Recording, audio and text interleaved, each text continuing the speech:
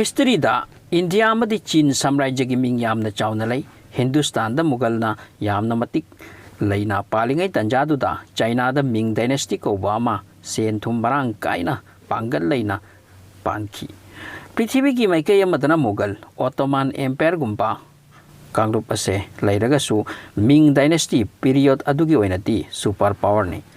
Ming गी निंगथौ सिंगी शक्ति लैकंग दतनतना समुद्र दसु यामना मतिक लैना पालमखी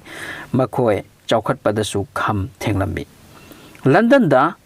प्रिंटिंग प्रेस ना लाइरिक फोंद्रिङै नमद्रिङै मांगदा मिंग डायनेस्टी की मतमदना चाइना दा प्रेस की टेक्नोलॉजी पुथोख्रबनी हौख्रबनी माइकई अमदा डायनेस्टी असे साथीना चौखटलबसु मखोइना चतखिबा लमचत खरना मखोइबु लमहेनबा ओक्तबा डायनेस्टी अमगी लिस्ट चलहल्ली मिंग डायनेस्टी की निंगथौसिंगना लमहेनबा अमदी ओक्तबगी ngमखै लैखिदे मखोइना चतखिबा साथीबा लमचत अमदी ओतनैबगी वारी सिंगी मनुंगदा konungda phaduna puraklaga thamba leisabi singda tawbikhibा लमचत अदो हिस्ट्री ना कौप ngamloi मिंग निंगथौ सिंगी ओइना leisabi sebaroi lising lising leirami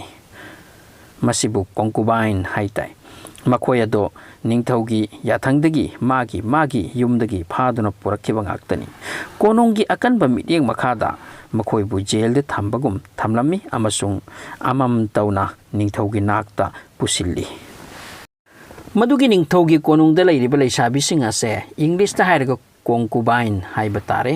मखोय असिना लोटना चेनबा ngamदनबगी दमक उपाय अमा तौखि मदुदी मखोयगी खोंगदा अपिकप खोंग उपतोंहल्ली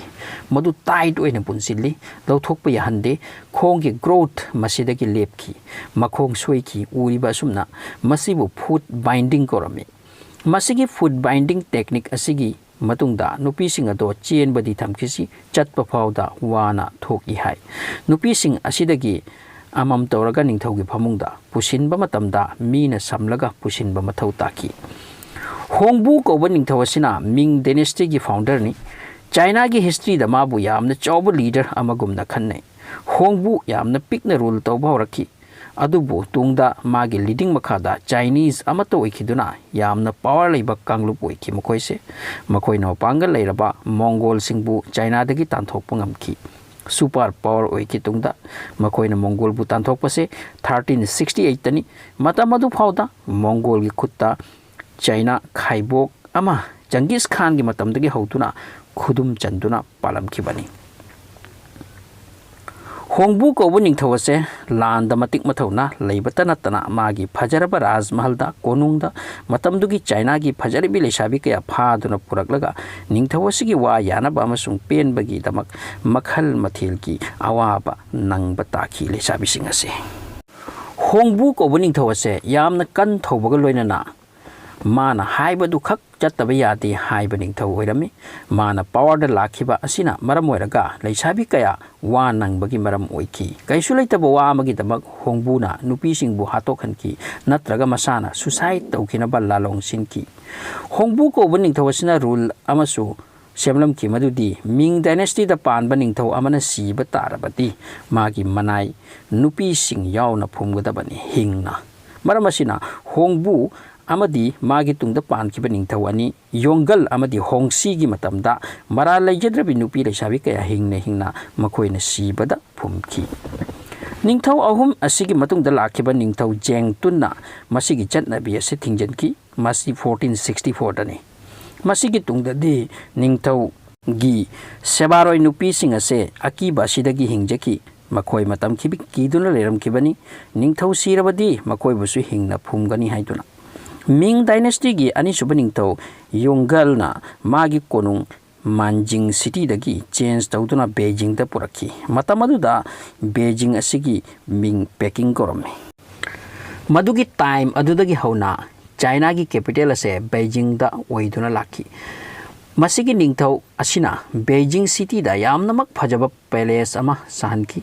अदुगा मिंग न थोनखि चंगबा यादबा सिटी और फोरबिडेन सिटी पैलेस असे सारबा तुंगदा खरनी मतुंगदा निंगथौ असिना यामनमक नुंसीजबा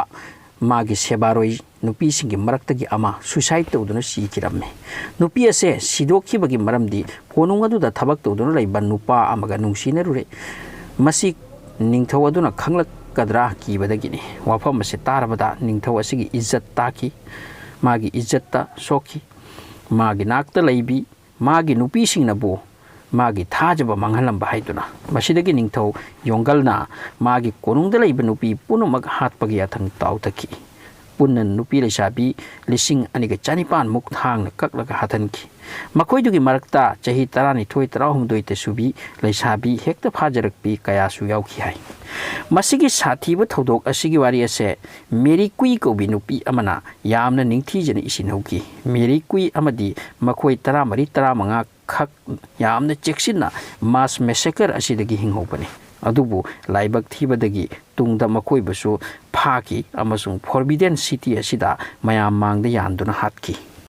dynasty asigi 13 suba ningthau jiangde asina amuka type amagi oirame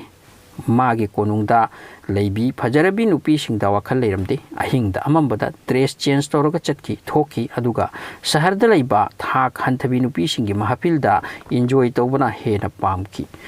jiangde ningthau asigi matamda magi konungda leibi nupi kayapu ningthi jana pija pithakta maramna anabo oiraktuna wana khawrangna sinaki Ming Dynasty gi 13 suba ningthau jiangde asigi machanupani jianji mahakna muk 12 suba ningthau oi masisu angakpa makhalgi ningthau amani magi wakhalona type amani mapa mapuga manade magi thabak haibabu ising makhalama side hidakumba ising ama sem sabe yaisini madu sem sabagi thabakta magi lifetime ka thoki madugi ising ado thakladi sirroi narroi masini magi wakhal research tauki maduda luptuna leiki masigi research asida makhal mathegi pot amangba pot su yawi hai magi matamdana ningthaugi konungda leiba nupi singbu forbidden city adudagi thokhandaba tanatana nongi ising amadi kabrang chakkoba hai makhal amagi mana khakta pijaki masidagi nupi kayasu khangba ngamdana awa boyduna siki nupi sing adubu ningthau aduna nongi ising amadi kabrang chakki manata bejaduna thambagi maram lei madu mention to be kai ningthau asigi miot minai dagi hingbagi damak laibak thibi nupi sing asidagi makhoi 13 na plan toraga noma ningthau asibu ahingda phine yetlaga hatna ban hotnaki adubu ngamhodi thodok asibu Chinese history da Devonian plot haira khangnai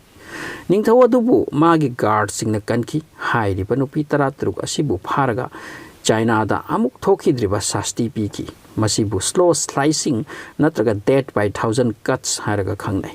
masi mutlaroi da ba chin gi history ni ngakli badi nupi sing adugi kari maral gi tamak no mokoi bo aduk thina ot nei khibase Ming Dynasty gi sigumba maramchat saramchat asina maram oiraga China gi afawbu dynasty ase 1648 ta tak tumduna mangdura chatki adubu makoina sanaki be lila mayam adudi mutpanai dana history gi lamai te iduna lehore